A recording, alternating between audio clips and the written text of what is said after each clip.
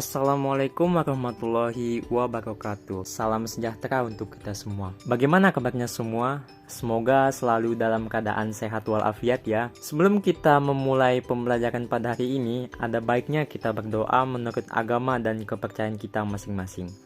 Berdoa mulai. Berdoa selesai. Baiklah, dalam pembelajaran kali ini saya Yusril Yuwana serta 3 rekan saya yaitu Sundari, Wine, dan Cindy akan membahas tentang materi teks anekdot. Nah, pada pertemuan sebelumnya sudah dibahas bukan mengenai apa itu teks anekdot, kemudian apa saja ciri-cirinya dan bagaimana strukturnya. Sekarang kita akan lanjut membahas materi pada KD 3.5 dan 4.5. Mari kita simak KD 3.5 mengevaluasi teks anekdot dari aspek makna tersirat dan KD 4.5 mengonstruksi makna tersirat dalam sebuah teks anekdot. Adapun tujuan pembelajaran kali ini, pertama, agar para siswa dapat mendata apa saja isi pokok teks anekdot dan mampu mengidentifikasi penyebab kelucuan dari teks anekdot tersebut. Dan yang kedua, diharapkan agar para siswa dapat menganalisis kritik yang terdapat di dalam cerita anekdot dan bisa mengungkapkan makna tersirat dari teks anekdot tersebut. Sekarang, mari kita simak sebuah teks anekdot yang berjudul mencontek berikut ini. Pada suatu pagi, para siswa terlihat sibuk belajar karena guru bahasa Indonesia memberitahu bahwa hari itu akan diadakan ulangan harian. Siswa diberi waktu untuk mempelajari materi yang sudah dijelaskan minggu kemarin. Ada yang belajar sendiri, ada yang saling tanya jawab dengan temannya, dan ada juga yang terlihat acuh tak acuh membolak-balik halaman buku paket. 2 orang siswa buru-buru masuk kelas karena terlambat dan dicegat oleh guru BK akibat tidak memakai dasi. Salah satu di antaranya bertanya pada ketua kelas. Bu Guru belum datang. Tadi Bu Guru masuk, cuma ngasih tahu hari ini kita ulangan. Kita dikasih waktu buat belajar dulu. Ayo dong belajar, nanti bagi tahu aku jawabannya ya. Kamu sendiri kenapa nggak belajar? Males, nggak tahu juga harus pelajari yang mana. Sama, materi yang dijelasin kemarin juga udah lupa. Bagaimana kalau kita buat contekan saja? Ide bagus nih. Aku catat materi-materi dari halaman ini sampai ini. Nah, kamu dari halaman ini sampai sini. Oke kalau gitu. Tapi kalau ketahuan bagaimana? Tidak akan. Kita harus cerdik. Ingat kamu, ketua kelas kita itu dipuji-puji kemarin karena nilainya tinggi. Padahal kita yang duduk di belakang lihat kalau dia itu mencontek. Setelah sekitar 15 menit, guru pun masuk kelas. Reno dan Gio juga sudah selesai membuat kertas contekannya. Baiklah anak-anak, waktu belajar sudah selesai. Silahkan ambil selembar kertas, lalu masukkan semua buku ke dalam tas dan taruh di depan kelas. Ulangan tulis pun selesai. Reno dan Gio merasa senang karena bisa menjawab dari hasil contekan mereka. Baiklah, Ibu sampaikan terima kasih kalian sudah mengisi tes tulis hari ini. Tes ini untuk mengukur sejauh mana kalian memahami materi. Persiapan diri dan sampai jumpa minggu depan. Baik Bu, baik Bu. Seminggu kemudian, tiba jam pelajaran bahasa Indonesia. Guru menjelaskan bahwa ujian tulis minggu kemarin hanya untuk mengukur pemahaman siswa. Dan hari ini, guru memberitahu akan diadakan ujian secara lisan untuk penilaian.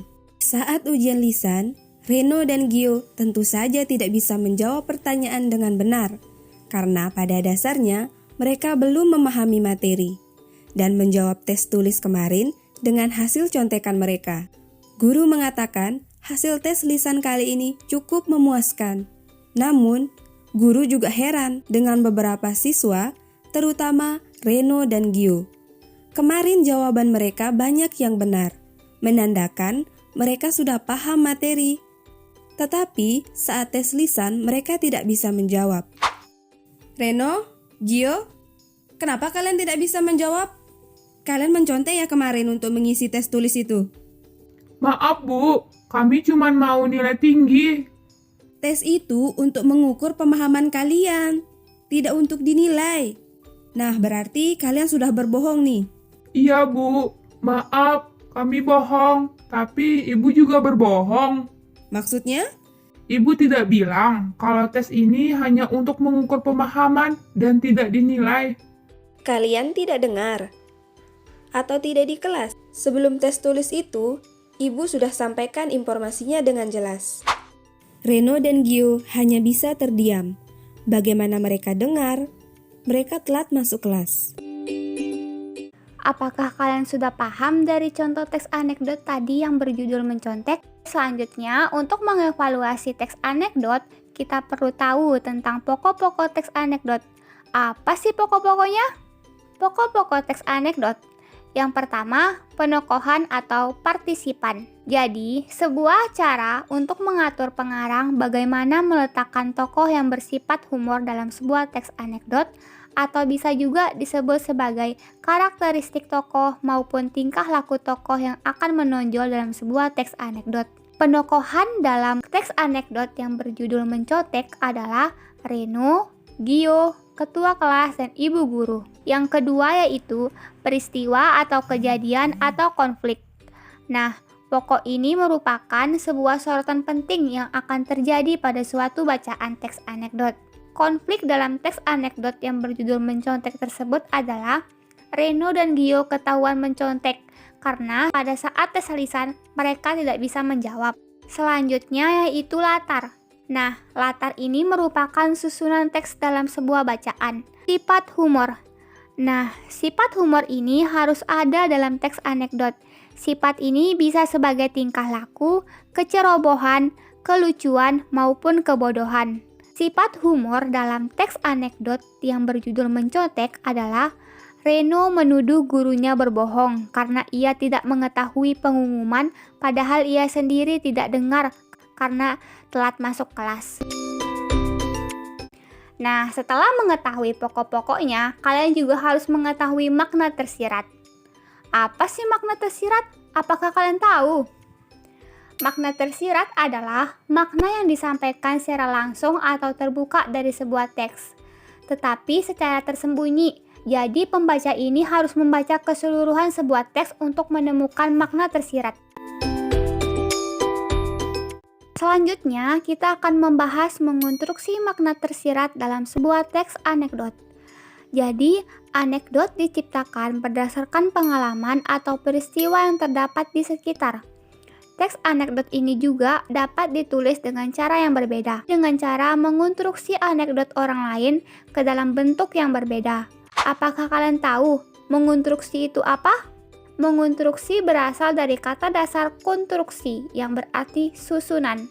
Nah, dalam menyusun atau mengonstruksi ini, kita harus menentukan topik, sasaran, unsur kelucuan, dan menyimpulkan makna atau pesan di dalamnya. Setelah menyimak teks anekdot yang berjudul mencontek tadi, kita dapat mengidentifikasi kritikan apa yang ingin disampaikan dan makna apa saja yang terkandung di dalam teks anekdot tersebut. Apakah kalian tahu kritik apa yang terdapat dalam teks anekdot itu? Lalu, apa saja makna tersirat yang ada di dalamnya? Jadi, kritikan yang terdapat dalam teks anekdot tersebut adalah bahwa nilai dianggap lebih penting daripada kejujuran. Dari teks anekdot tersebut, kita dapat simpulkan ada 3 makna tersirat yang terkandung di dalamnya. Pertama, kita harus disiplin. Tokoh Reno dan Gio dalam cerita itu tidak mengetahui informasi yang disampaikan oleh gurunya karena mereka terlambat ke sekolah. Kedua, selalu taati peraturan yang ada, entah itu di lingkungan keluarga, sekolah, maupun di lingkungan masyarakat. Selain karena mereka terlambat ke sekolah, Reno dan Gio juga kena teguran oleh guru BK karena mereka tidak memakai dasi. Bisa jadi karena mereka terburu-buru sampai lupa memakai dasi. Maka dari itu, kalian harus rajin bangun pagi ya. Dan yang ketiga, kita harus bisa menjadi orang yang jujur. Reno dan Gio menganggap nilai lebih penting dari kejujuran. Mereka rela mencontek demi mendapat nilai yang tinggi, padahal kejujuran itu jauh lebih penting. Maka dari itu, kita harus jadi orang yang jujur ya.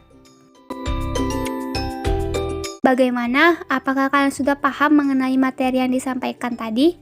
Nah, untuk lebih jelas lagi, akan saya simpulkan materi pembelajaran teks anekdot kali ini. Jadi, teks anekdot adalah cerita singkat yang menarik karena lucu dan mengesankan.